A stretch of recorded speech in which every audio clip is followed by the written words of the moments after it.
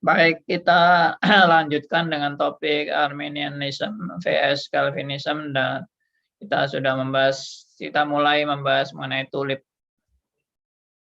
Dan kita sudah beberapa poin yang kita bahas tentang tulip ini. Dan selamat datang buat rekan yang baru datang, seperti Pak Sony, Pak Yonatan, Pak Pak Martin, selamat datang semuanya. Tadi saya lihat tadi Pak Elia mau masuk tapi belum nampak. Oke.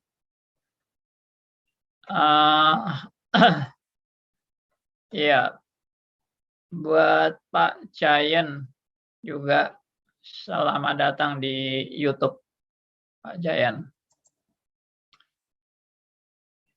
Baik, kita meneruskan pembahasan kita mengenai tulip ini.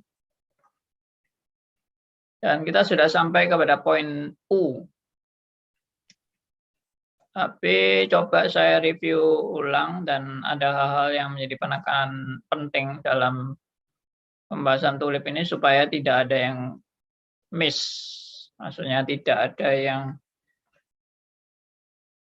terluput dari pemahaman yang seharusnya tentang tulip. Sekali lagi, banyak orang yang salah paham tentang tulip. Dan banyak orang yang maunya sendiri mendefinisikan tulip menurut versinya sendiri. Saya kira itu tidak benar.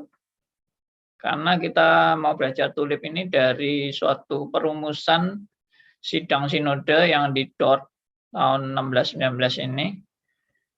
Dan itu bukan karangan sembarangan. Bagi saya itu suatu pelecehan kalau kita membuat tulip dengan rumusan-rumusan kita sendiri. Ya, kecuali kita memang tidak mau menerima tulip dan kita mau bikin tulip menurut versi kita sendiri, ya terserah. Ya, tidak ada yang larang memang kalau kita mau buat tulip sendiri, versi kita sendiri. Tapi Anda harus mengerti ini sejarah. Dan perjuangan para reformator, bukan reformator aja, tapi pengikut-pengikut reformator, berjuang habis-habisan dalam sinode gereja yang mereka jalani. Dan sinode ini memang justru tokoh-tokoh pimpinan gerakan reform, maksudnya seperti John Calvin itu memang sudah nggak ikut dalam sidang-sidang sinode ini karena sudah meninggal.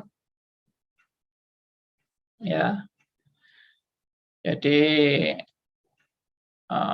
Arminian juga sudah meninggal, John Calvin juga sudah meninggal, lalu tinggal pengikut-pengikutnya saja yang memperjuangkan atau meneruskan perjuangan menegakkan teologi reform. Oke. Nah, jadi menurut saya orang-orang yang bikin rumusan-rumusan sakar PDW itu atau semauku itu orang nggak ngerti spirit daripada perjuangan Synod of Dort ini. Saya bukan juga sok mengerti, tidak. Tapi saya berusaha menghormati, memahami perjuangan orang-orang pada waktu itu. Oke. Nah, jadi kita jangan istilahnya menyia-nyiakan perjuangan mereka, maksudnya atau menyepelekan perjuangan mereka. Sama seperti misalnya kita di zaman kita ini, kita menyepelekan perjuangan kemerdekaan Indonesia di tahun 1945. Lalu kita anggap itu tidak ada gunanya perjuangan itu. Dan kita tinggalkan saja perjuangan para pahlawan kita di tahun 1945. Itu perjuangan sia-sia. Itu benar-benar pelecehan kan. Ya sama lah. Kalau Anda tidak memahami benar-benar tulip ini dengan benar, ya Anda sama dengan melecehkan. Ya, bukan hanya membuat definisi-definisi sendiri, semau gue, tapi juga banyak yang nggak tahu sama sekali dan tidak mengerti sama sekali mengenai tulip. Termasuk saya dulu sebelum belajar teologi reform, ya saya nggak ngerti sama sekali tentang tulip. Dengar kata tulip aja nggak tahu kecuali bunga tulip. Ya, orang Kristen coba ditanya, kamu tahu nggak tulip? Apa maksudnya tulip? Bunga tulip. Ya kalau bunga tulip gua tahu. Bukan, tulip itu adalah 5 pokok ajaran Calvinism. Wah, Calvin aja gua nggak pernah dengar. Ya itu orang zaman sekarang. Nggak ngerti Calvin, nggak ngerti Reform, nggak ngerti tulip, dan seterusnya. Itu saya, Pak Andi. Iya. Ya sama, saya juga gitu dulu. Waktu saya belum belajar, belum ngerti apa-apa, ya saya sama orang, ya istilahnya buta sama sekali, nggak mengerti sejarah. Nah itu kasihan sebetulnya ya. Orang-orang zaman sekarang yang nggak mengerti sejarah, lalu mau buat semau gue, keyakinan-keyakinan semau gue. Nah itu yang sebetulnya sangat prihatin sekali. Saya harus refresh terus ini, supaya Anda betul-betul menghargai dan mengerti nilai sejarah. Karena sekali lagi orang yang tidak mengenal sejarah itu sama dengan orang yang buta. Dan orang yang juga selain tidak menghargai, dia juga nggak tahu hidup dia ini untuk apa di dunia ini. Ya, kalau kita tidak menghargai juga sejarah kemerdekaan Indonesia, kita juga nggak tahu buat apa sih Indonesia merdeka. Mungkin lebih enak dijajah daripada merdeka. Nah, kan gitu kan. Dan orang-orang yang hari ini mengkhianati kemerdekaan itu banyak. Contohnya melakukan korupsi. Itu sama dengan mengkhianati semangat kemerdekaan. Karena dengan mereka korupsi, berarti mereka itu sama dengan mengambil alih posisi penjajah. Orang-orang koruptor itu sebetulnya sudah mirip penjajah. Ya, dan dia tidak sama sekali tidak menghargai perjuangan pahlawan-pahlawan yang sampai menyerahkan nyawanya demi kemerdekaan Indonesia, lalu dia enak-enak korupsi. Makanya di RRC orang koruptor itu dihukum mati. Dan di Indonesia belum pernah terjadi kasus, setahu saya loh ya, belum pernah terjadi kasus seorang koruptor dihukum mati. Kalau narkoba, penyelundup dan sebagainya dihukum mati ada. Tapi koruptor tidak pernah. Karena mungkin koruptor itu dianggap baik. Karena bagi-bagi jatah. Jadi yang ngicipin hasil korupsi juga banyak. Waktu orang di penjara pun juga bagi-bagi. Hasil korupsinya dibagi-bagi. Jadi penjaga penjara pun juga menikmati hasil korupsi. Nah, itu juga mengenaskan sebetulnya. Baik. Jadi kembali lagi menghargai sejarah. Jadi ini perjuangan orang-orang yang berjuang menegakkan teologi reform. Dan kalau ada orang bilang, buat apa sih ini, nggak ada gunanya sama sekali, itu mirip orang buta sama sekali yang nggak tahu apa-apa, nggak tahu perjuangan zaman lalu. Ya, makanya sebetulnya kenapa perlunya kemerdekaan Indonesia ini bolak-balik diberitakan. Ya, perlunya orang tahu Pancasila bolak-balik diberitakan. Perlunya Undang-Undang Dasar 45 terus orang supaya ngerti pentingnya Undang-Undang Dasar 45 dan ditegakkan. Orang perlu tahu. Ya, saya sebetulnya sangat setuju dengan penataran P4 zaman Bapak Soeharto yang Bapak Soeharto sendiri banyak melakukan hal yang nggak benar. Tapi penataran P4 itu sampai saya jadi penatar juga waktu itu. Saya di training dan diperkenalkan mengenai Pancasila. Bagi saya penting sekali itu ya, orang mengerti Pancasila itu. Penghayatan mengenai Pancasila dan hidup menerjemahkan Pancasila dalam praktek hidup yang nyata. Meskipun Pancasila bisa ditafsirkan juga macam-macam dan ada versi-versi macam-macam tentang Pancasila, tapi paling tidak orang mau belajar mengenai sejarah. Nah, demikian juga dengan tulip. Ini tulip ini. Saya yakin orang Kristen seharusnya belajar diulang-ulang terus-menerus belajar dan diingatkan mengenai tulip. Ya, saya nggak tahu di gereja ada nggak pengajaran mengenai tulip. Mungkin gereja tertentu aja dan hanya sedikit gereja yang menyinggung masalah tulip.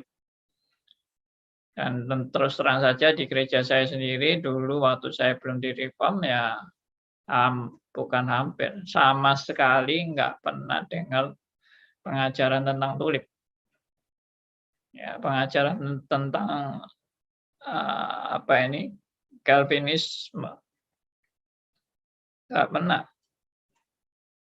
Mungkin juga karena saya nggak mau tahu atau saya merasa juga nggak penting, jadi saya nggak pernah ada perhatian juga. Oke. Kenapa ini juga sangat esensial? Karena ini menentukan sikap. Anda kalau nggak tahu apa-apa, Anda tidak punya sikap. Makanya ada orang yang sikapnya kiri oke, kanan oke. Muka oke, belakang oke.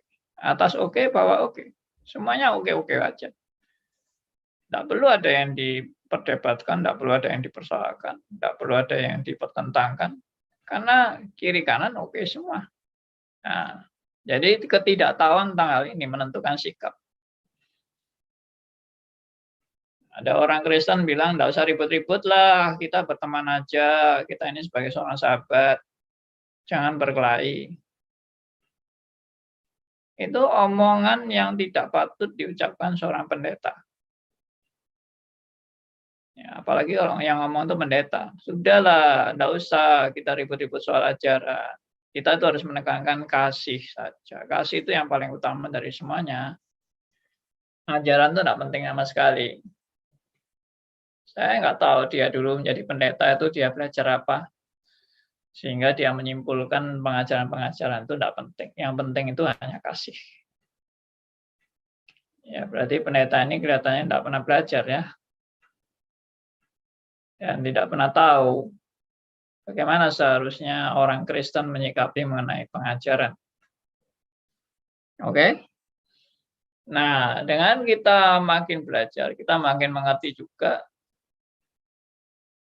bagaimana tanggung jawab saudara dan saya dalam menghadapi zaman ini.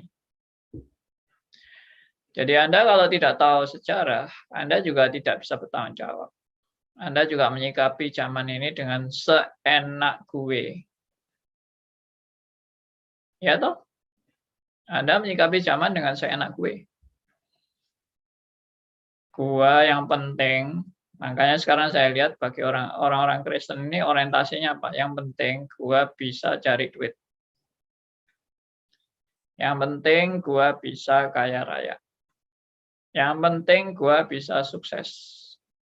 Yang penting gua bisa sehat. Yang penting gua selamat. Ya, selamat maksudnya selamat dari sakit penyakit, selamat dari kecelakaan, musibah, perampokan, pembunuhan, dan sebagainya. Hidup pokoknya diatur sedemikian rupa sehingga kita betul-betul menikmati hidup dengan nyaman. Nah, itulah perjuangan hidup. Ini orang model gini juga orang yang nggak ngerti Kristen sama sekali. Maaf. Saya juga dulu gitu. Jadi saya kalau ngomong gini ini sebetulnya untuk memperingati diri saya sendiri bahwa saya itu dulu ya kayak gitu itu. Orang yang hanya mikir bagaimana bisa kaya, bagaimana bisa sukses, bagaimana bisa berhasil, bagaimana bisa dapat duit sebanyak-banyaknya, dapat untung sebanyak-banyaknya,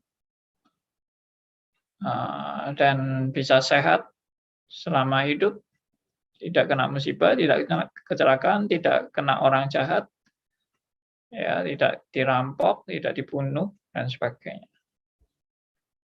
Ya, itulah perjuangan hidup. Sekali lagi saya tegaskan, orang yang perjuangan hidupnya seperti itu orang yang tidak ngerti kenapa dia jadi Kristen.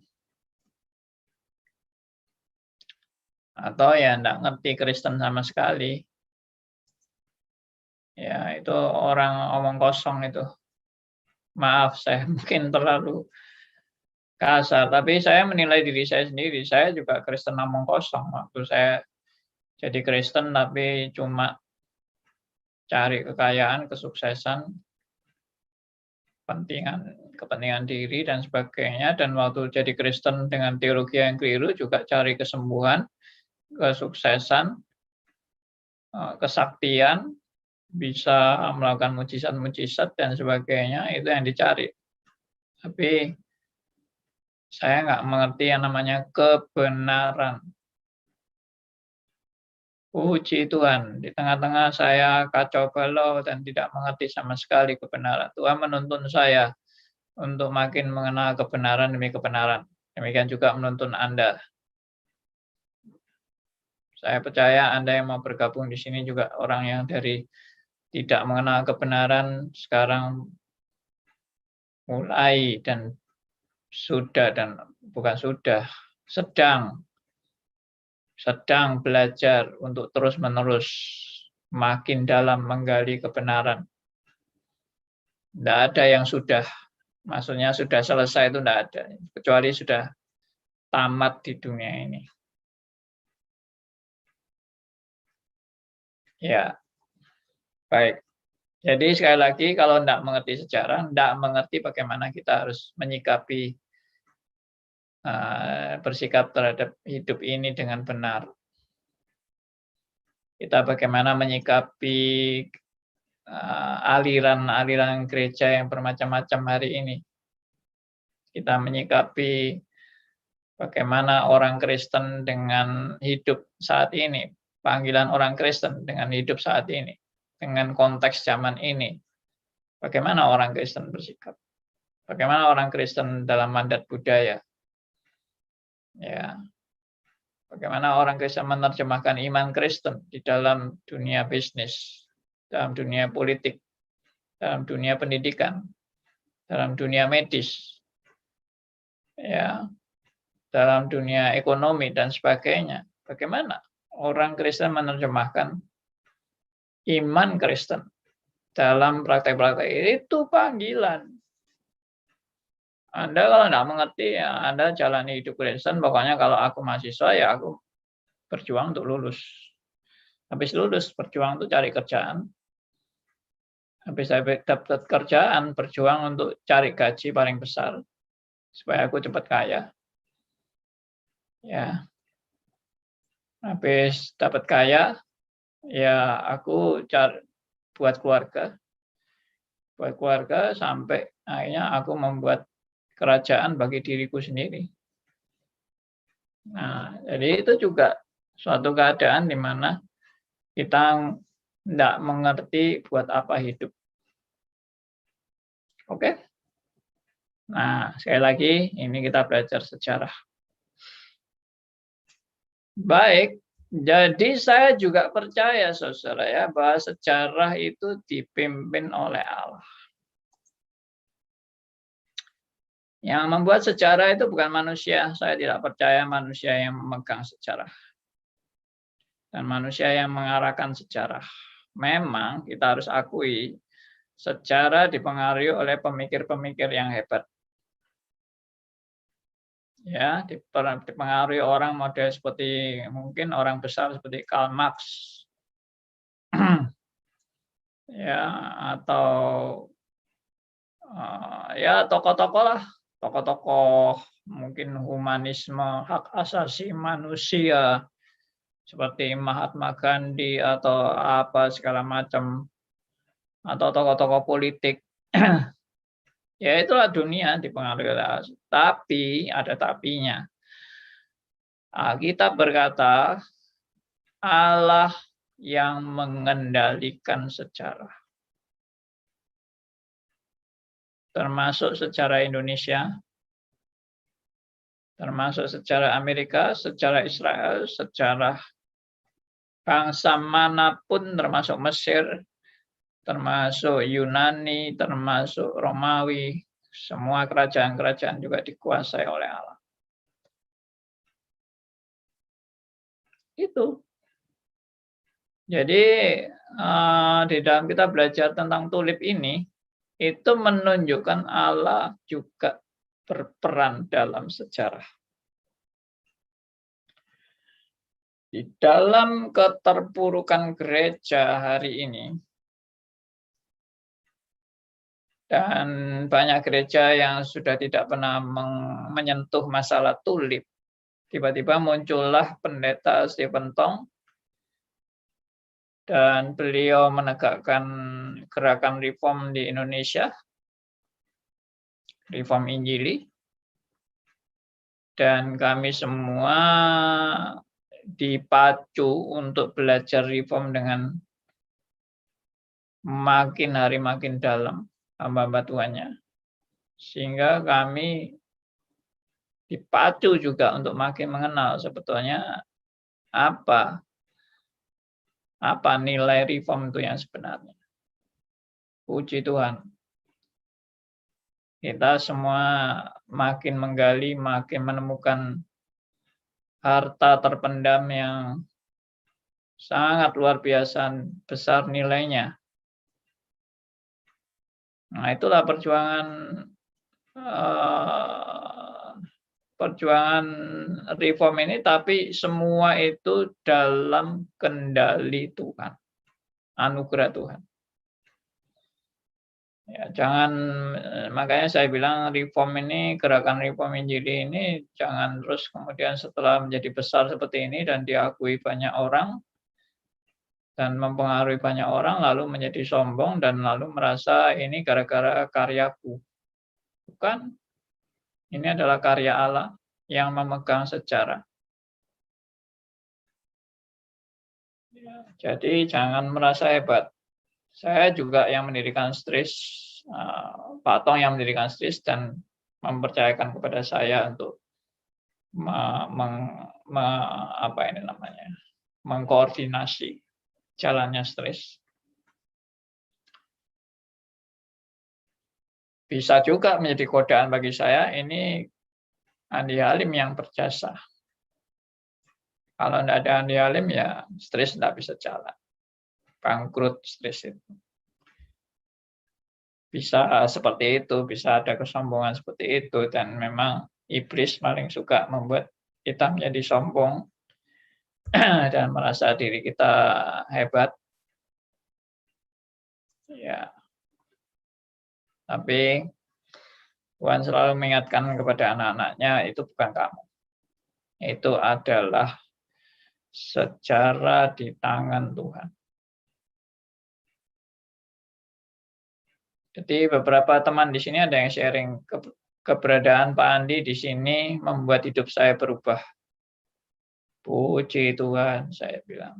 Tapi sebetulnya bukan keberadaan saya, meskipun memang faktanya atau de facto-nya saya berperan dan mengajar, dan banyak orang yang hidupnya berubah di dalam saya memberitakan firman. Tapi saya sadar benar, yang bisa merubah orang itu bukan saya, kan? Yang bisa merubah orang itu hanya Tuhan. Saya juga sadar benar kalau saya sekarang ini dipakai Tuhan itu karena anugerah, dan Tuhan sudah mempersiapkan saya sampai bisa menjadi pengajar Stris, dan sampai hari ini sudah berlangsung 35 tahun. Tuhan masih memberi saya hidup, dan masih memberi saya kemampuan mengajar sampai detik saya udah nggak mampu lagi. Nggak tahu kapan. 1 tahun lagi,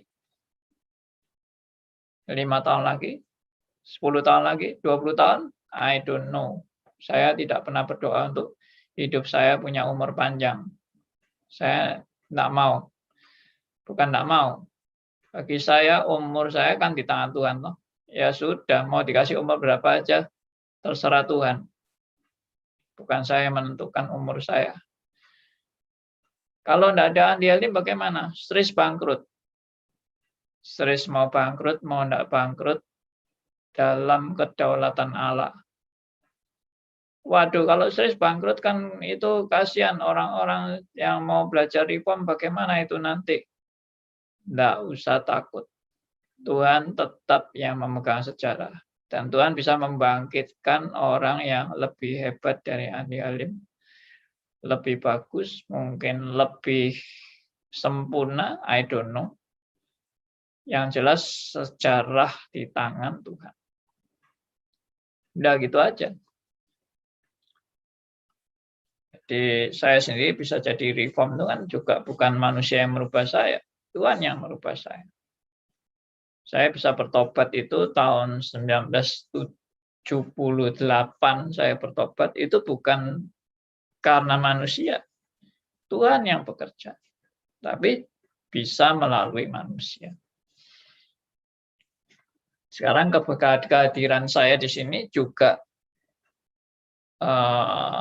dipakai Tuhan untuk menjadi berkat bagi orang-orang yang mengikuti Stris, mengikuti radio RMC, dan sebagainya.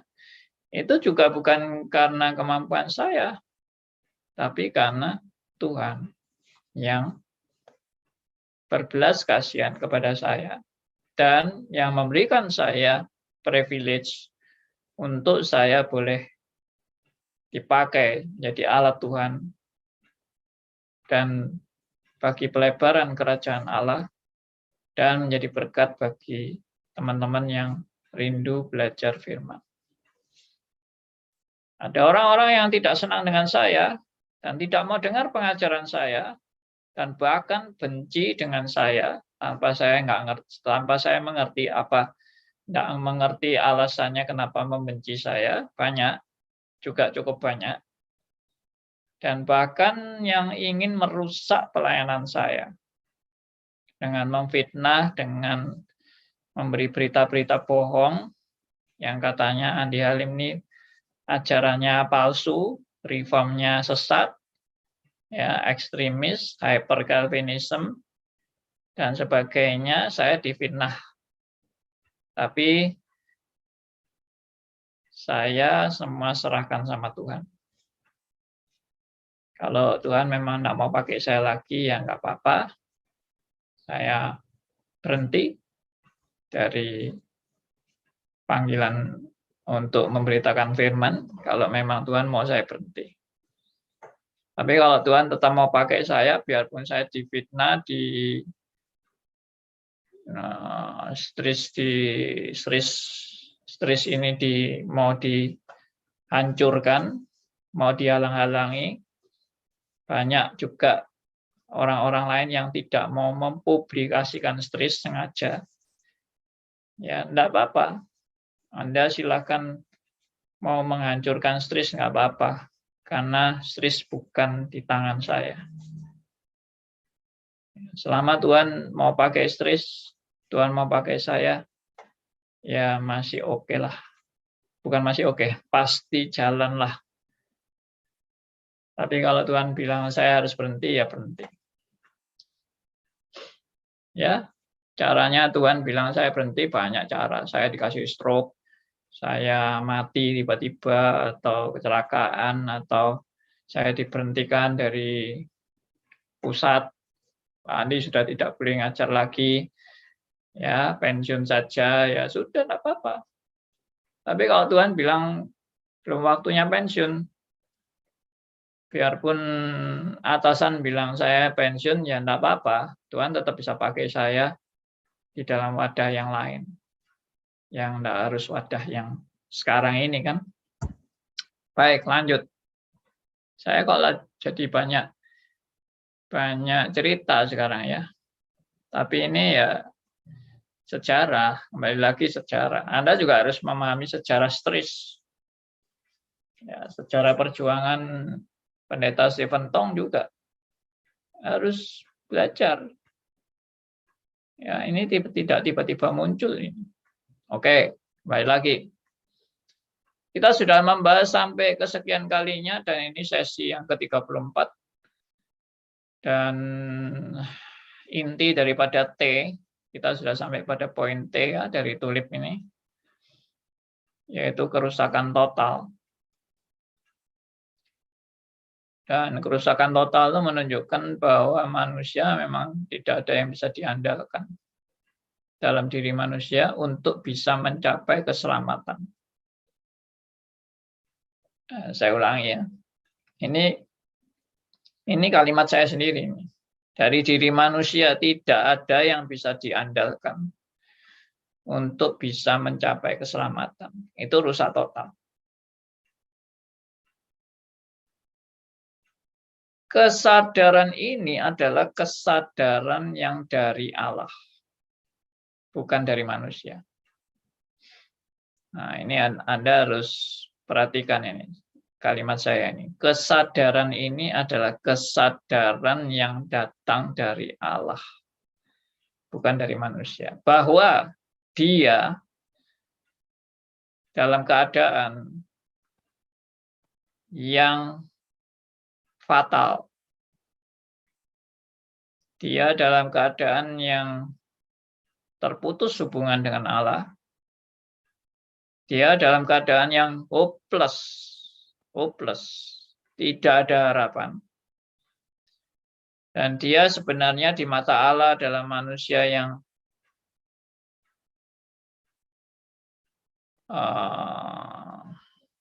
yang sudah rusak, terdistorsi oleh dosa. Ini semua di mata Allah. Saudara jangan pikir ini di mata manusia. Kita tidak membahas 5 point of Calvinism ini dari sudut pandang manusia. No. Semua dari sudut pandang Allah.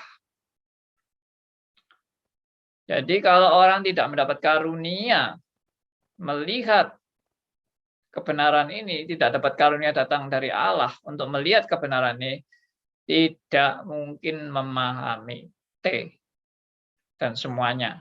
TULIP, semuanya tidak bisa dipahami kalau tidak dapat karunia dari Allah. Itu yang saya pernah katakan hari Senin yang lalu, bahwa ada orang yang menganggap dirinya baik. Saya bukan perampok, bukan pembunuh, bukan pencuri, bukan pemerkosa, pezina, bukan. Saya orang yang selalu menolong orang lain, saya selalu memperhatikan orang yang menderita, saya orang yang suka menyumbang. Ya, semua kebutuhan agama saya sumbang. Saya orang yang baik. Saya bukan koruptor. Saya bukan penyelundup.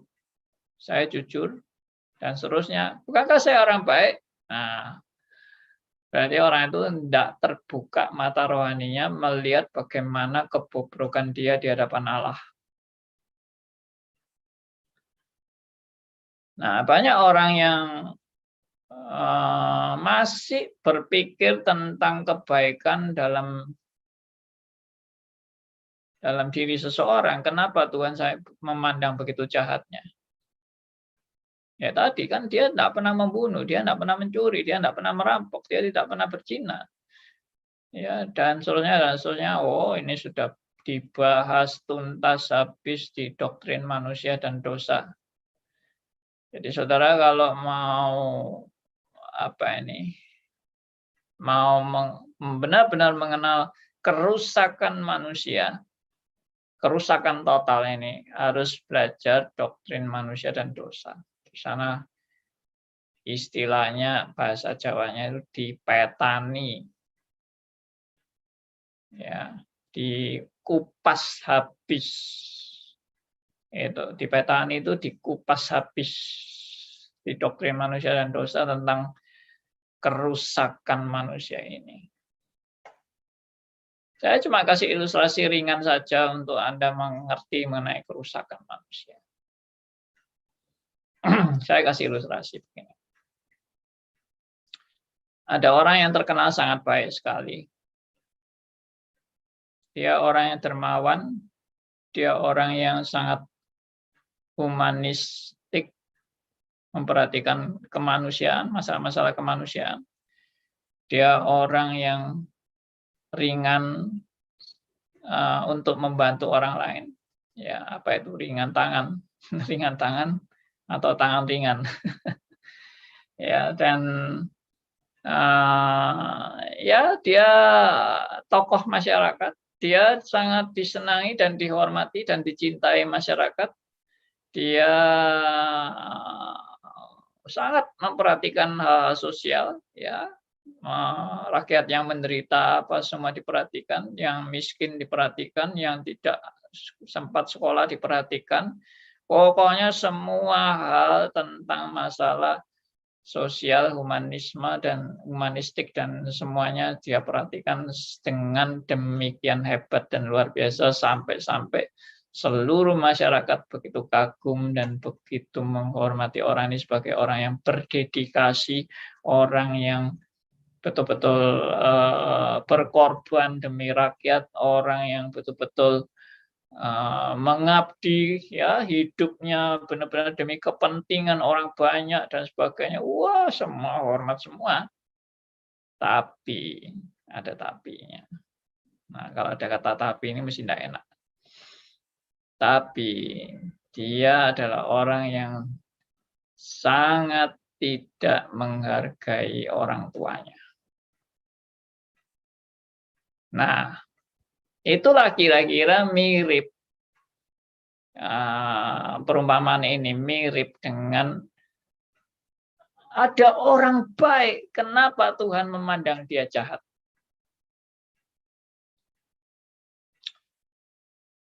Sebaik-baiknya orang tadi, tokoh masyarakat ini, dan sangat-sangat berguna bagi masyarakat, dan semua orang merasa dia sangat berjasa bagi orang-orang yang menderita dalam masyarakat, ditolong dengan luar biasa. Tapi kalau dia tidak pernah menghormati dan memperhatikan orang tuanya sama sekali, sehingga orang tuanya terlantar dan menderita dengan sangat, kira-kira dia di mata orang tuanya bagaimana? Apakah seperti masyarakat memandang dia? Pasti orang tuanya menilai, anakku ini cuma cari kehormatan manusia. Tapi dia dengan orang tuanya sama sekali tidak menghormati dan tidak mempedulikan orang tuanya. Jadi seperti itulah kira-kira manusia yang baik, yang kita lihat sebagai orang baik, tapi yang tidak mempedulikan Tuhan. Dan tidak pernah menghargai Tuhan sebagaimana Tuhan seharusnya dihormati dan dimuliakan. Dan tidak pernah mengerti bagaimana, dan tidak pernah mengenal, dan tidak pernah berelasi dengan Tuhan yang benar. Dia datangnya kepada Tuhan yang palsu. Kira-kira di hadapan Tuhan dia bagaimana? Dia memang orang baik, tapi dia tidak pernah menyembah Allah yang benar-benar Allah.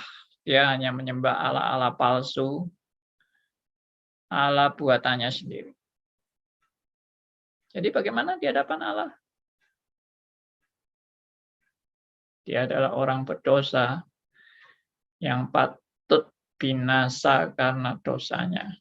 Karena dia tidak pernah juga berelasi dengan Allah yang benar.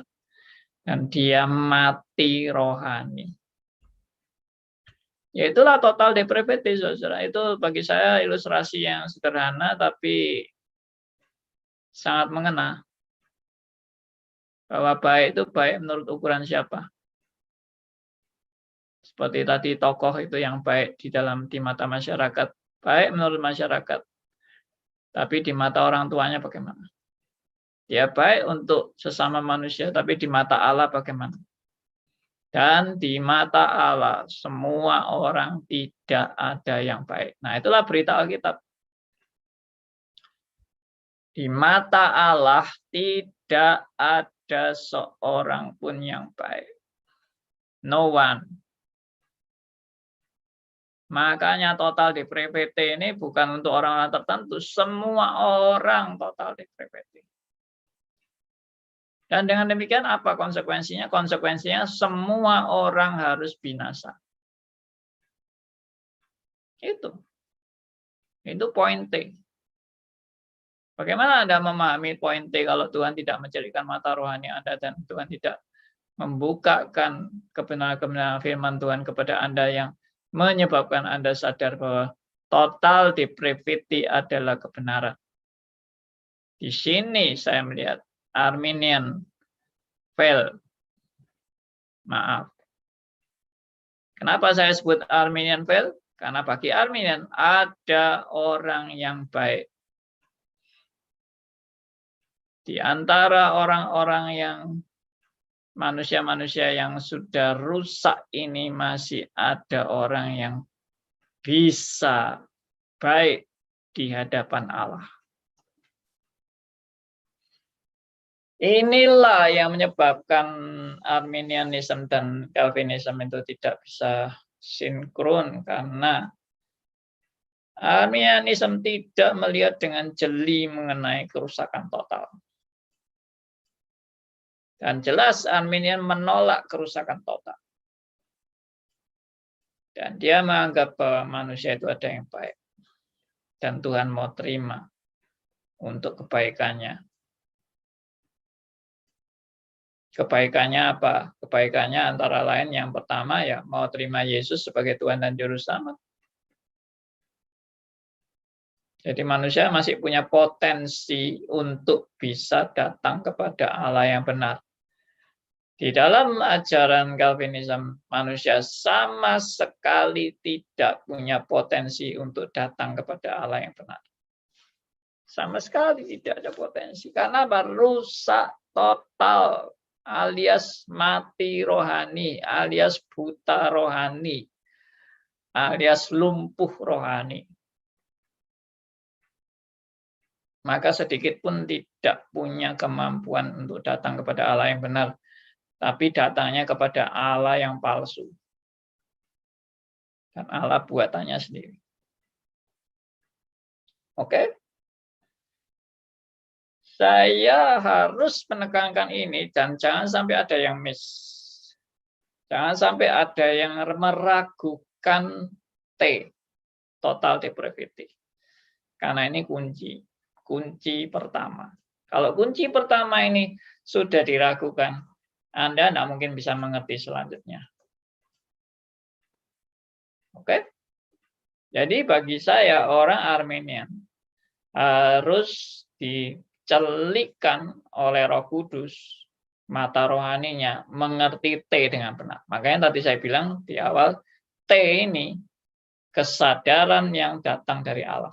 Untuk orang bisa mengenal T itu kesadaran yang datang dari Allah. Ya. Maaf. Mungkin bagi teman-teman yang masih pegang Arminian, saya minta maaf kalau Anda marah mendengar ini. Saya harap jangan marah dulu. Tapi mari kita lihat Alkitab. Back to the Bible. Nah, ayat-ayat Alkitab sudah kita bahas yang hari Senin. Silakan Anda lihat yang lalu mengenai bagaimana Alkitab memaparkan mengenai manusia yang memang sudah rusak total. Ya, tidak ada seorang pun yang baik. Alkitab berkata, Roma 3 ayat 10 sampai 12, tidak ada seorang pun yang baik. Lalu Roma 3 ayat 20, tidak ada seorang pun yang dibenarkan karena melakukan hukum Taurat. Perhatikan. Roma 3 ayat 20, tidak ada seorang pun yang dibenarkan karena melakukan hukum Taurat. Tidak ada. Justru karena hukum Taurat, orang mengenal dosa. Roma 3 ayat 23. Semua orang sudah kehilangan kemuliaan Allah dan ya sudah kehilangan kemuliaan Allah. Artinya semua orang sudah bercacat. Sudah bercacat semua orang. Roma 3 ayat 23. Lalu Roma 5 ayat 12. Gara-gara dosa satu orang, Adam, maka seluruh manusia sudah berada dalam maut. Gara-gara dosa satu orang. Seluruh manusia mengalami maut. Itu sudah. Jadi tinggalkan konsep Anda untuk meragukan T. Teguhkan hatimu untuk menerima T. Oke? Saya sekali lagi, spirit saya tetap sama dari awal. Saya tidak cari musuh. Saya tidak mau mengajak permusuhan. Saya tidak mau menantang atau beradu kekuatan dengan Arminian. No. Saya cuma mau satu hal, mari kita kembali kepada Alkitab. Oke? Mari kita back to the Bible. Halo teman-teman Arminian, mari back to the Bible. Halo teman-teman Reform, mari back to the Bible. Kenapa saya mengajak orang Reform back to the Bible? Karena ada orang ngaku Reform tapi tidak kembali kepada Alkitab. Karena ada orang ngaku Reform tapi tidak benar-benar penafsirannya sesuai dengan Alkitab. Termasuk saya bisa ngaku Reform dan saya tidak benar-benar konsisten dalam penafsiran Alkitab, maka saya pun juga harus belajar kembali kepada Alkitab. Makanya spirit Reform adalah selalu punya spirit untuk apa? Kembali kepada Alkitab. Back to the Bible. Dan Reform, kembali penekanan Reform secara seutuhnya adalah diperbarui terus-menerus kembali kepada Alkitab. Ayo orang Arminian, kita terus-menerus diperbarui kembali kepada Alkitab. Ayo orang Reform, kita terus-menerus kembali diperbarui untuk kembali kepada Alkitab. Siapa saja. Ada yang tidak ngaku Reform, ada yang tidak ngaku Calvin, juga mari kita kembali kepada Alkitab. Oke? Masih ada yang mau mungkin menanggapi? Silakan. Sebelum saya lanjutkan ke U. Ya, minggu lalu saya sudah mulai, hari Senin yang lalu saya sudah mulai U, tapi saya mau refresh kembali untuk meneguhkan T ini. Siapa yang kira-kira masih keberatan, atau saudara, bukan saudara yang keberatan, atau saudara melihat orang Arminian masih keberatan sisi ini, silakan Anda pertanyakan dalam forum ini. Oke? Biar semuanya clear, dan tugas saya juga untuk membuat suatu pernyataan yang benar tentang tulip. Tugas saya juga boleh dibantu untuk sama-sama menyelesaikan dengan baik. Silakan. Ada mau menanggapi? Selamat malam Pak Adi. Selamat malam Pak Dani Wijaya. Ya Pak. Saudara saya yang terkasih. Terima kasih Pak. Apakah barangkali bisa dibedakan antara kerusakan total dengan kerusakan yang absolut Pak Andi? Maksudnya ketika misalnya the image of God itu masih ada gitu, walaupun manusia sudah jatuh, ketika dia masih bisa melakukan kebajikan yang relatif begitu Pak.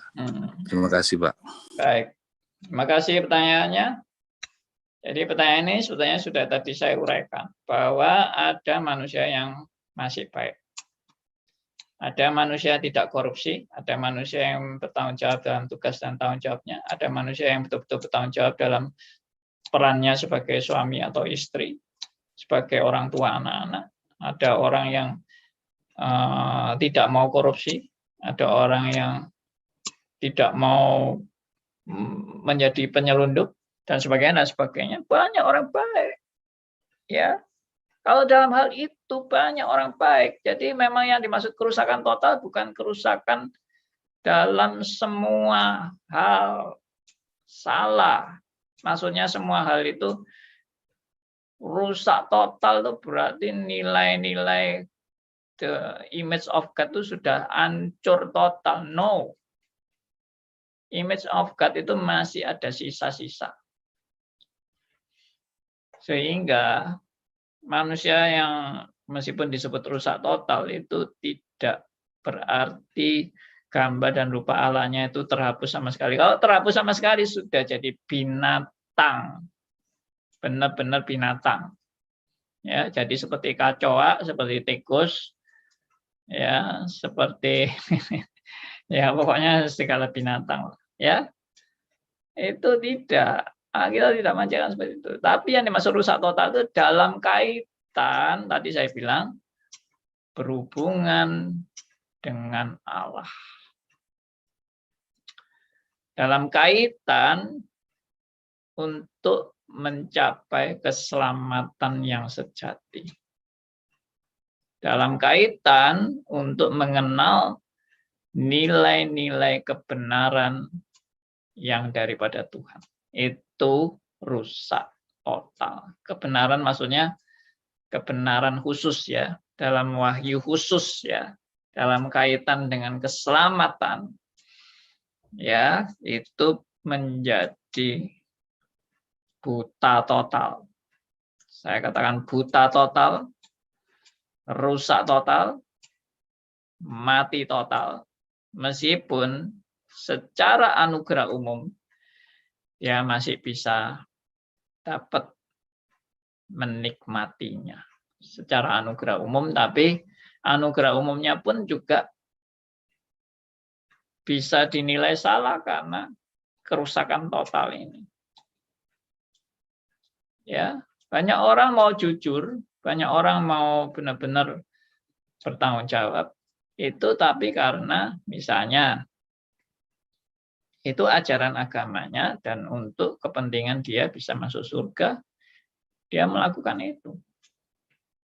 Makanya sebetulnya kalau orang Arminian mau berbuat baik demi bisa masuk surga, itu dia tidak mengenal namanya anugerah. Dia tidak mengenal namanya iman Kristen yang sejati. Kalau konsep dia itu keselamatan, saya melakukan kesetiaan demi saya bisa masuk surga.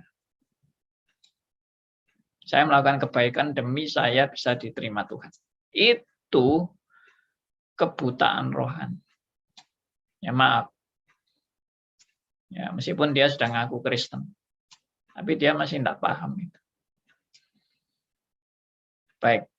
Demikian Pak Dhani, apa sudah menjawab atau? Sudah sangat jelas Pak Andi, terima kasih Pak. Puji Tuhan. Saya kalau ketemu Pak Dhani ini kayak ada setrumnya Pak. Setrum reform. Bisa aja Pak Andi.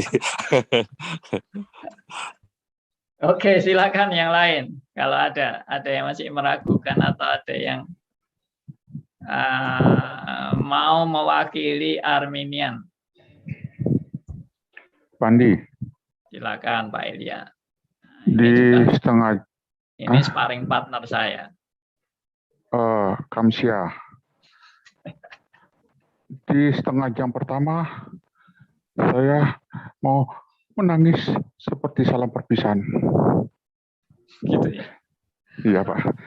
Tapi saya memaknai hari ini, saya melihat Pak Dhani bicara. Nah, saya mau memancing. Kan saya tukang pancing, Pak. Pak Martin itu dulu juga dia bilang, saya karismatik. Tapi hari ini dengan setia ikut Zoom, bahkan tampil tapi di dalam kegelapan wajahnya kelihatan. Problem yang terbesar pihak-pihak yang baru mengikuti pengajaran Pak Andi adalah perang batin. Kenapa waktu kapan hari itu saya minta untuk Pak Martin bicara? Karena dari beberapa kali dan akhirnya satu statement yang saya pegang, yang saya kagum terhadap beliau adalah tagline-nya saya mau diambil. By the way, di profilnya dia sudah mencantumkan only by grace. Mungkin Pak Martin bisa sharing bagaimana Anda yang seorang karismatik bisa dengan setia duduk di depan kameranya Andi Halim, Pak. Kita semua ini dari Armenian, Pak. Pak Andi, cuma saya mau tambah komentar aja, Pak ya. Ya. Saya rasa Pak ya, total PP ini Pak ya, bukan cuma secara vertikal, Pak, tapi juga secara horizontal. Walaupun orang itu kelihatan baik dengan sesamanya segala macam, tapi juga nggak baik sebenarnya, Pak. Jadi secara horizontal pun juga kita mengalami kerusakan, baik terhadap sesama manusia maupun terhadap lingkungan, gitu, Pak. Jadi manusia itu sebenarnya prinsipnya ya benar-benar sudah rusak total, keseluruhan. Ya, baik. Gitu, Pak. Ya, satu insight yang bagus dari Pak Martin bahwa kerusakan itu mempengaruhi vertikal dan horizontal. Itu benar. Cuma tadi saya bilang secara relatif hubungan manusia dengan manusia itu masih bisa ada yang bisa disebut dengan baik. Maksudnya begini, contohnya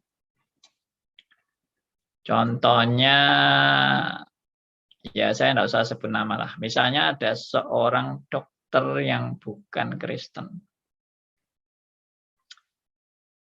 Tapi dia bisa dipakai Tuhan untuk kebaikan, dan dia bisa mengoperasi seorang hamba Tuhan yang dipakai mendunia, menjadi berkat bagi banyak orang di dunia.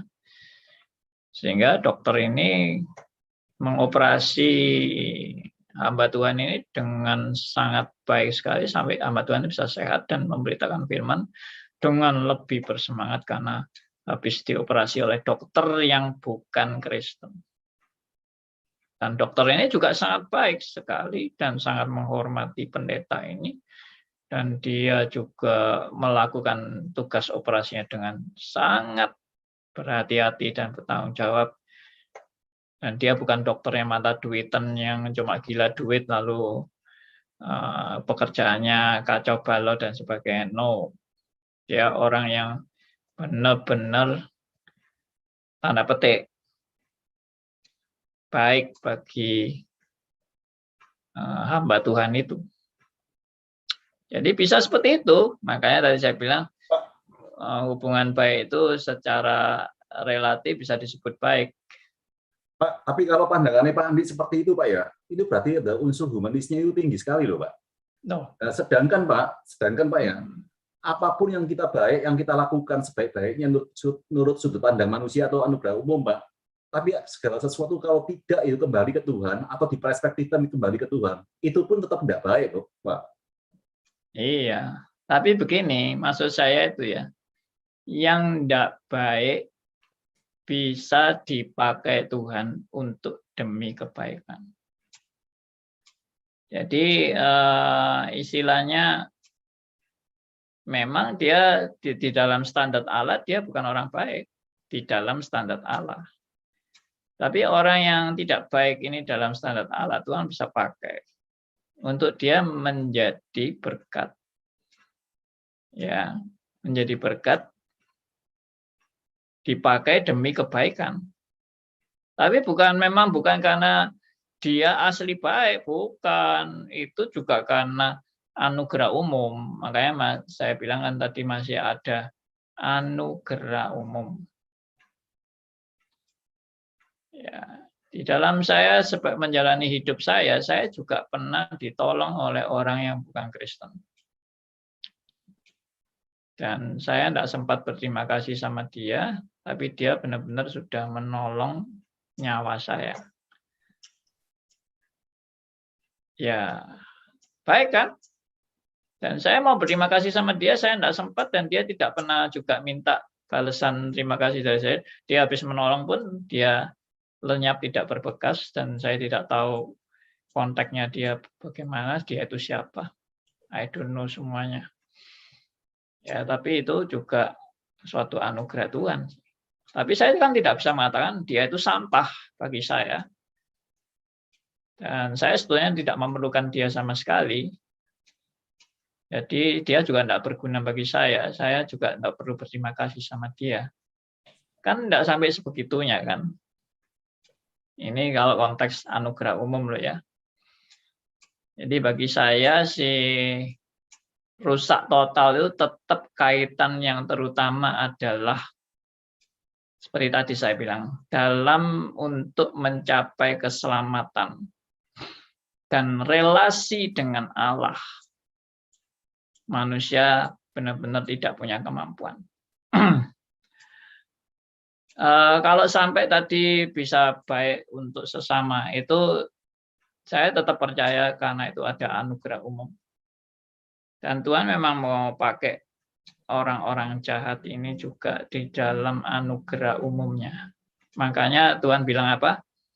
Tuhan juga memberi hujan kepada orang baik maupun orang jahat. Tuhan juga memberikan sinar matahari kepada orang benar maupun orang jahat. Jadi sebetulnya itu mau menunjukkan bahwa anugerah Allah itu juga terjadi kepada mereka yang bukan orang pilihan bahkan. Masih ada anugerah umum Allah. Nah itu. Tapi dia tidak mendapat anugerah khusus. Poinnya di situ. Ya, di dalam hal anugerah khusus dia sudah pasti tidak punya kemampuan sama sekali. Maksudnya yaitu tadi total depravity itu sudah. Oke, ini menjadi perenungan bagi Pak Martin mungkin. Boleh saya masuk ke yang diangkat Pak Martin? Silakan. Ya, terima kasih. Saya melihat Pak Martin punya satu dilema perang batin, Pak. Karena apa? Karena waktu saya sudah pernah angkat topik ini, seseorang berdoa, habis berdoa, ternyata langsung dikoreksi kalimat doa. Sama seperti kejadiannya Pak Andi kepada rekan kita. Jadi, saya pikir ini merupakan satu protes batinnya Pak Martin. Saya suka ini, karena itu akan memberikan satu batasan. Karena kalau orang yang saya pernah ekstrim katakan, orang reform, tapi orang mengaku reform, tapi kok berkalimat Arminian. Nah, itu yang humanis itu bukan teosentris kan? Nah, ya itu yang diprotes. Kok Pak Andi, guru kita, begitu humanis? Kurang lebih begitu. Dan sebaliknya, ada orang yang bukan Kristen kok bisa mengeluarkan kalimat reform. Salah kamar, Pak. Tapi itu benar itu. Tuhan tuh memakai Raja Persia untuk mengizinkan Nehemia pulang ke Yerusalem membangun tembok Yerusalem. Yang dikatakan memang Raja Persia itu betul-betul jadi alat Tuhan untuk membuat Nehemia sukses di dalam misinya, membangun kembali tembok Yerusalem. Nah, bukan berarti lalu Raja Persia itu akhirnya wah, baik sekali ya dia patut masuk surga ya. No. Ya tetap hanya suatu alat yang dipakai itu. Tapi kan dipakai untuk kebaikan kan? Bukan berarti dia itu baik loh. Bukan dia berarti betul-betul baik. No, saya tidak pernah mengatakan juga orang itu betul-betul dari aslinya dia baik. Tidak, itu anugerah Tuhan juga. tapi anugerah umum gitu loh. Ya, jadi kembali lagi ke tadi kalau Pak Martin bilang, saya terima betul, itu betul, tidak salah. Statement bahwa kerusakan akibat manusia berdosa ini kerusakan vertikal dan horizontal. Amin. Saya juga mengakui itu bahwa hubungan manusia dengan manusia itu menjadi hubungan yang tidak harmonis lagi. Itu benar.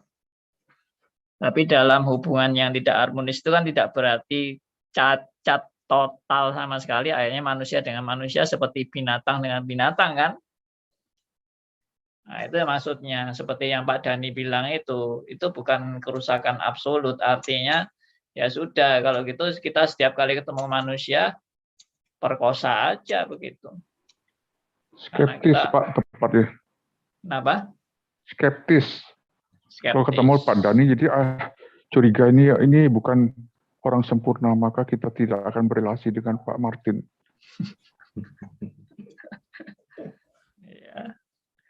Jadi kita masih ada sisa gambar dan rupa Allah. Nah itu maksudnya tadi Pak Dhani Wijaya. Bukan gambar dan rupa Allahnya habis total lalu kita jadi benar-benar jadi binatang. Ya, memang ada manusia betul-betul seperti binatang, tapi tidak berarti lalu semua manusia jadi binatang kan tidak. Saya dulu Pak sharing Pak, waktu Ya, mahasiswa dulu silakan. ya sempat berdebat begitu loh Pak, sampai teman saya bilang, kamu berani nggak mengatakan kalau Bunda Teresa itu mati masuk neraka? Waduh, saya nggak bisa jawab Pak waktu itu Pak. Iya, ya. Kalau sekarang jawabnya apa, Pak? Ya tadi Pak Andi sudah menjelaskan semua. Thank you Pak. Iya, iya. Oke. Hal yang berbahaya dari orang reform ini yang perlu hati-hati sekali dalam hal menghakiminya orang reform itu, ya perlu berhati-hati sekali supaya tidak sampai timbul ekses lain. Jadi ya seperti yang Pak Andi saya katakan tadi, ternyata dijawab dengan betul secara teoritis tadi itu betul, vertikal horizontal rusak. Tetapi untuk menghakimi orang yang ketok moto api itu ya angel. Jadi ya kok itu ditemukan di reform, yaitu masalah anugerah umum, itu ya juga satu hikmat lain lagi ya yang agak lebih berhati-hati dalam hal menghakimi sesamamu manusia, memang terutama reform bahaya. Baik. Pak Aryo menyuarakan suara kenabian bagi orang reform.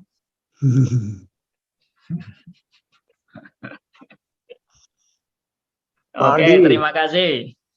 Silakan. Pak Andi. Ya, Pak Gigi. Apakah Maria yang dipuja-puja itu juga total depravity ya? Ya pastilah.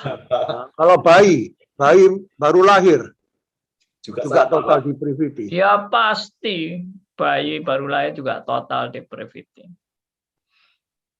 Tidak ada yang luput dari total depravity dari seluruh manusia kecuali Kristus. Manusianya Yesus yang 100% manusia tidak total depravity ya? Enggak. Karena manusia Kristus dengan keilahiannya tidak bisa dipisah, dan kemanusiaan Kristus sama sekali tidak ternoda dengan dosa. Ya. Baik, sudah ya? Semua sudah amin ini. Pak, kalau saya tanya, silakan Pak, dari kitab Kejadian. Ya. Iya, saya harus nanya izin dulu, boleh nggak nih saya ngomong? Saya lupa, sorry. Oh iya, saya izinkan Om Malani. Pak Andi jadi moderator. Iya. Moderator. Saya moderatornya. Kalau Bulani belum ngomong itu belum Pak. Belum lengkap gitu loh malam ini, Pak. Belum lega ya? Iya, ayo Bulani. Wow. Martin, kamu mesti panggil Oma. Oh ya, Om Malani. Enggak kok. Om Malani. Saya lebih muda loh. Saya 37. Martin udah 40-an Ya, kan? kelihatan Om Malani. Ini Pak, saya takut salah. Kalau saya tuh dari kitab Kejadian aja saya baca ya, yang Tuhan kan menciptakannya semua baik gitu ya. Nah, pas jangan makan pohon buah ini gitu, maksudnya jangan. Tapi kan iblis di kita kan biasanya manusia emang dengar iblis melulu ya, yang enak-enak gitu ya. Akhirnya kan kita makan juga. Jadi tidak mendengar perintah Tuhan gitu ya. Seperti kita ini semuanya kadang-kadang nggak mau dengar perintah Tuhan jadinya. Kita kan diciptakan semuanya baik. Nah, itu akhirnya kita kan terputus. Nah, itu terputus itu namanya kerusakan total, bukan itu namanya? Kita kan terputus hubungan antara Allah dan manusia kan, sesudah kita makan. Karena kan Tuhan Yesus bilang, kalau lu makan, lu akan mati. Tapi bukan mati kita plok jatuh gitu ya, enggak kan, mati rohani. Betul enggak, Pak? Betul. 100 buat Om Malani. Ya, itu namanya kerusakan total ya, Pak. Kerusakan total itu akibat dari berdosa, akibat dari melanggar firman, makanya jadi mati rohani. Dan mati rohani itu putus hubungan dengan Allah, itu mati rohani. Ya, itu namanya kita dalam keadaan rusak total. Ya, kita kan nggak dengar kata perintahnya, disuruh perintah apa kita melanggar kan. Kita kan emangnya bersekutu dengan iblis kan, iblis suruh ini. Ya oke lah gitu ya. Biasanya yang enak-enak kan, kalau yang iblis itu kan, yang manusia itu seperti saya maunya yang enak-enak kan gitu. Jadi kan perintah iblis yang kita ingin. Nah, itu kan rusak ya. Sesudah rusak hubungan gitu ya, Pak. Sepertinya gini, Pak. Bentar. Saya mau kasih konfirmasi dulu kepada Om Malani ya, bahwa terjadinya kematian rohani akibat pelanggaran firman itu hanya terjadi pada Adam dan Hawa. Jadi Adam dan Hawa itu pada saat dia sebelum jatuh, relasi dengan Allah itu sangat baik. Dan pada saat setelah dia melanggar, maka relasi dengan Allah putus alias jadi mati rohani tadi. Dan akibatnya semua manusia yang lahir di dunia ini sejak dalam kandungan sudah mati rohani. Jadi kita yang sekarang ini tidak lagi kita gara-gara kita berbuat dosa lalu kita rusak total kepada Tuhan. Tidak, sebelum kita berbuat apa-apa, kita sudah mati rohani. Nah itu Bu, sedikit Om Malani sedikit.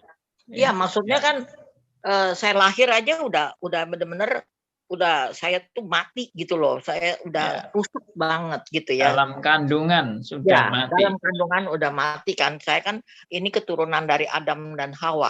Nah, jadi sekarang saya ini, kalau saya ini berbuat dosa, hari ini saya berbuat dosa, bukan gara-gara saya berbuat dosa lalu saya mati rohani. Justru karena saya mati rohani, makanya saya berbuat dosa terus hari ini. Ya. Terus gini Pak, saya sering bilang ya, nah kan kalau mati rohani itu sepertinya gimana ya? Umpamanya rumah Pak, saya bangun rumah secantik bagaimanapun, semahal bagaimanapun ya, terus saya punya listrik, kalau ada nggak di-connect gitu ya, nggak connect listrik ya, itu kan percuma. Bagaimanapun pasti akan gelap, ya kan? Maksudnya nggak apa sih namanya screen-nya, ada lampu ya, lampunya cantik atau apa, saya nggak nyambungin, walaupun mahal, walaupun cantik, itu kan nggak mungkin nyala. Nah, saya bilang, you diciptakan gitu ya, kayak lampu, kayak ini ya, you nggak nyambung, apanya maksudnya nggak nyambung, pasti kan kita nggak ada Roh Kudus, yang nggak ada nggak percaya Tuhan, sampai kapanpun ya you terus gelap gitu loh. Maksudnya nggak ada terang, nggak ada terang Tuhan gitu loh. Jadi mereka yang anggapnya, oh gue lampu bagus kok, gue apa gitu ya. Seperti saya yang belum kenal Tuhan, ya pasti gue berbuat baik kok, gue nolong orang kok, nolong ini kok. Saya bilang bagaimanapun lu ngomong, nggak mungkin apa ya. Jadi gimana saya ngomongnya tuh ya, nggak ada Roh Kudus ya, berbuat baik kayak mana juga impossible gitu. Yes. Jadi dengan kata lain, kita kalau dalam keadaan mati rohani, kita mau berbuat baik apapun itu sebetulnya di hadapan Allah tetap seperti kain yang kotor. Itu dalam hal berelasi dengan Allah demi untuk mendapatkan keselamatan. Tidak ada satupun perbuatan yang bisa berkenan kepada Allah untuk bisa memenuhi syarat saya mencapai keselamatan, itu tidak ada. Ya itu betul, Bu. Jadi tanpa Tuhan menghidupkan kita, rohani kita yang mati itu dihidupkan, maka semua yang kita lakukan itu fail. Di mata Allah itu fail. Ya. Karena ada kebaikan, karena saya bilang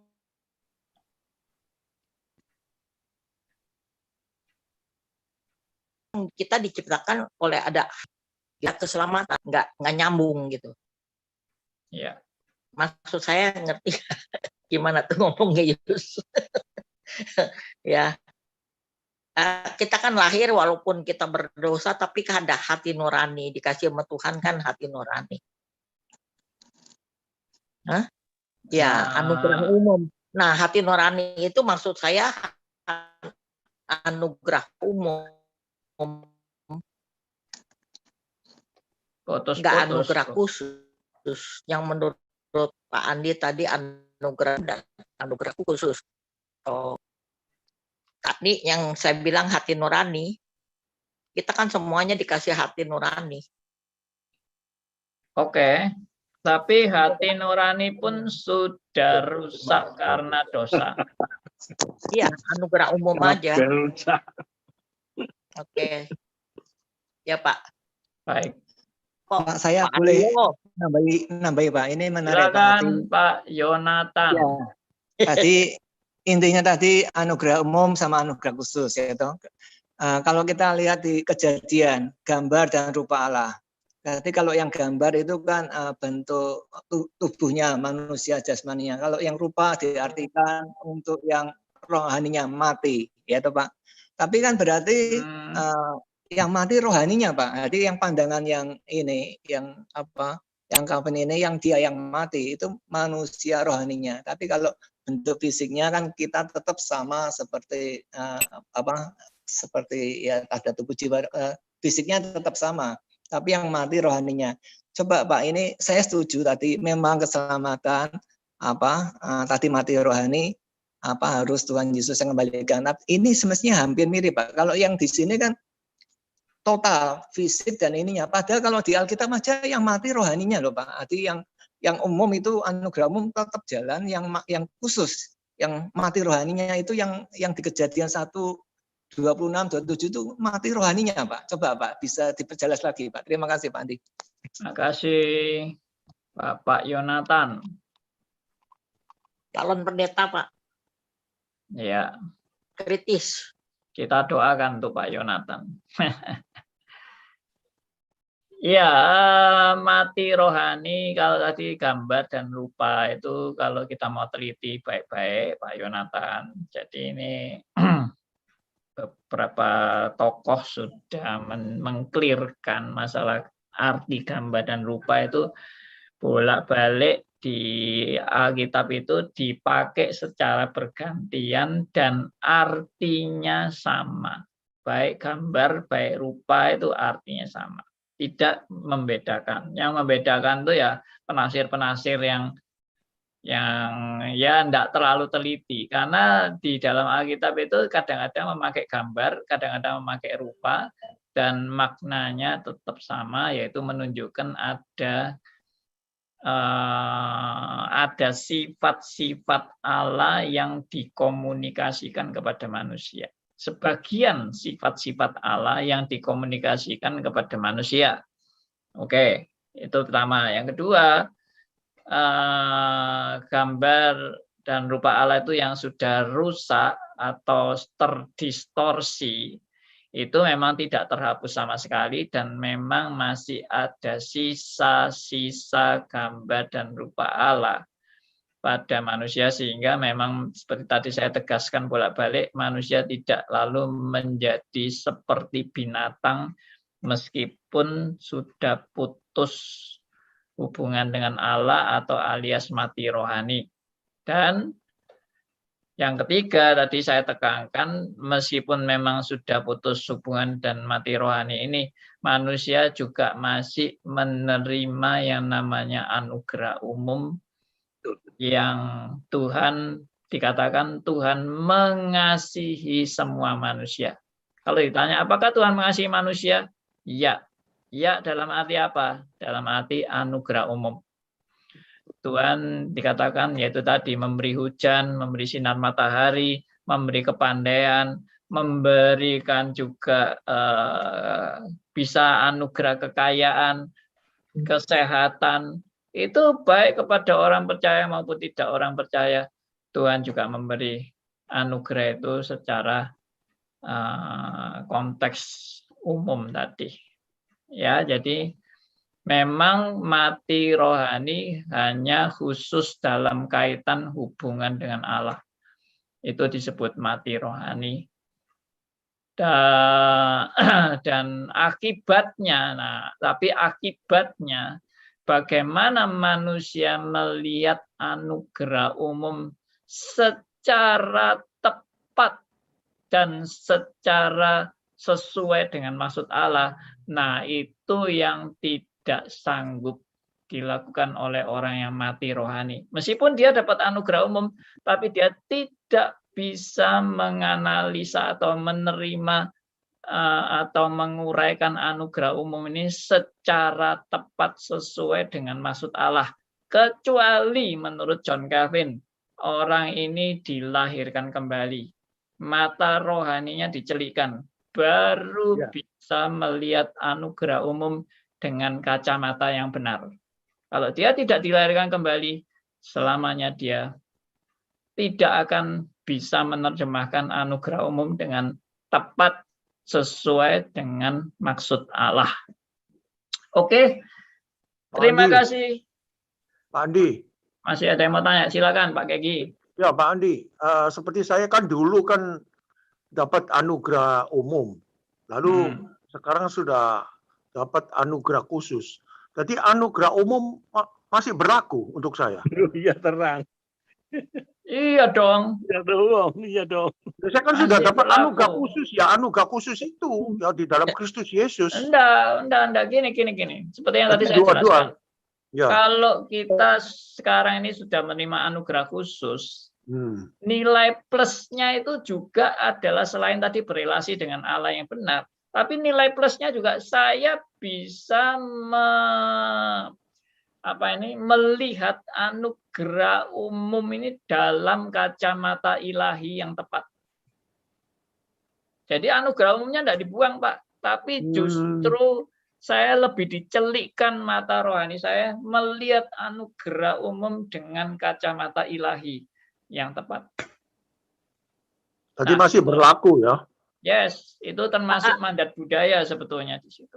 Pak, kalau Pak Keki udah anugerah umumnya nggak ada, berarti bersaudara dengan malaikat, seperti malaikat dong ya. Jadi lain ya, kita nggak berteman lagi sama Pak Keki. Jadi Pak Keki udah anugerah umum kan orang dunia.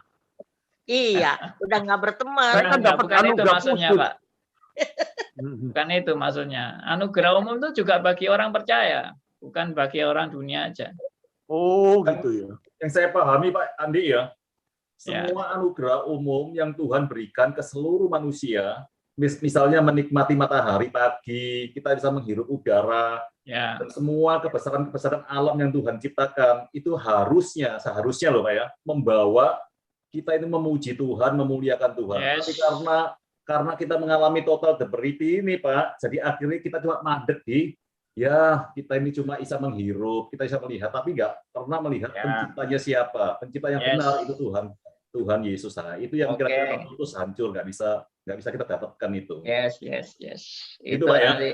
Itu nanti dibahas di doktrin Allah dan doktrin Alkitab. Anugerah umum dan anugerah khusus. Oke, terima kasih masukannya. Dan sekarang sudah jam 9. Boleh Pak, cuma untuk selingan aja ini Pak. Silakan.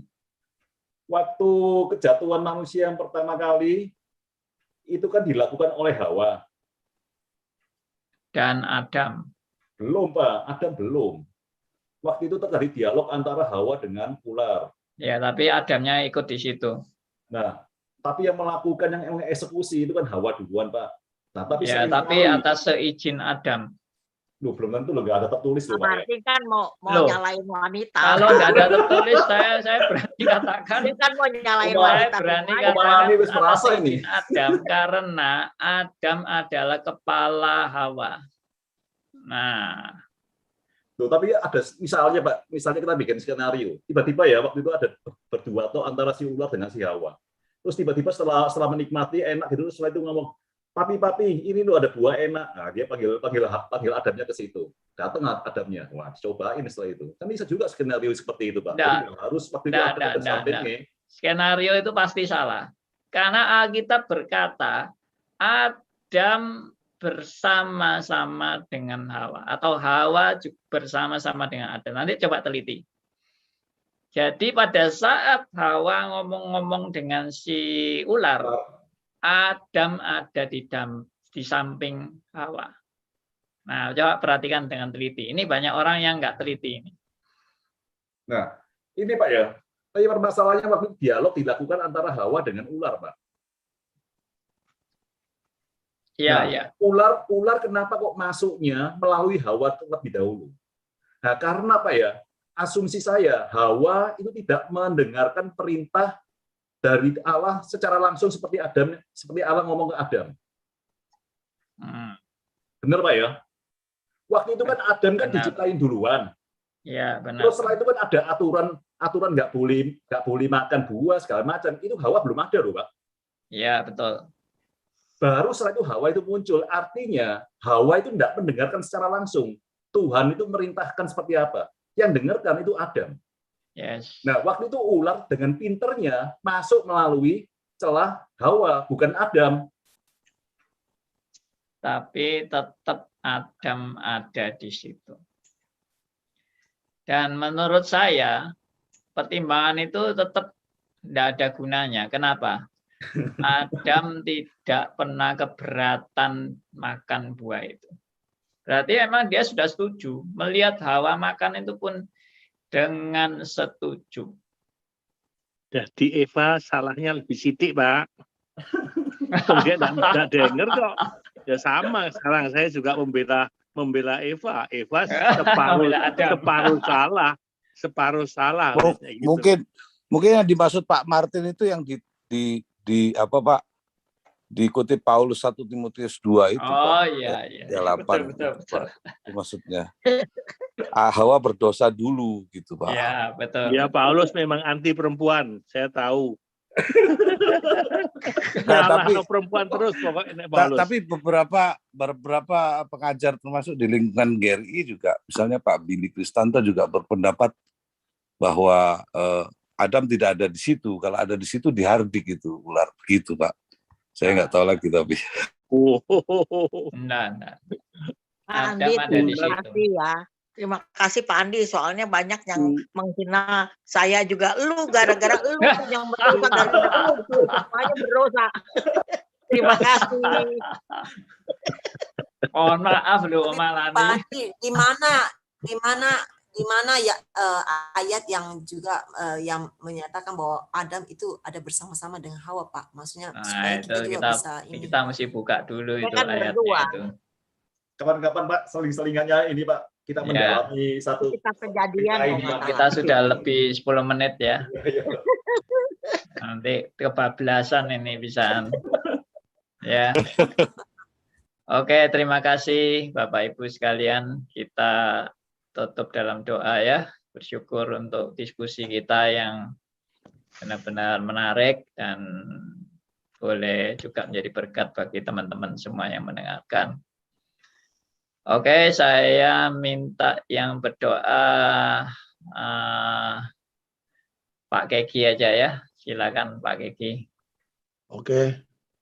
Bapa di sorga, kami mengucapkan syukur pada malam hari ini kami bisa tukar pikiran untuk mendalami anugerah-Mu, berkat-Mu melalui hamba-Mu Adi Halim. Tuhan, Kau urapi terus hamba-Mu, biar kami mendapatkan berkat melalui hamba-Mu. Ya. Terima kasih Bapa kami di surga, semuanya ini kami mengucapkan syukur demi nama Tuhan Yesus Kristus, penebus dan juru selamat kami yang hidup, kami berdoa. Amin.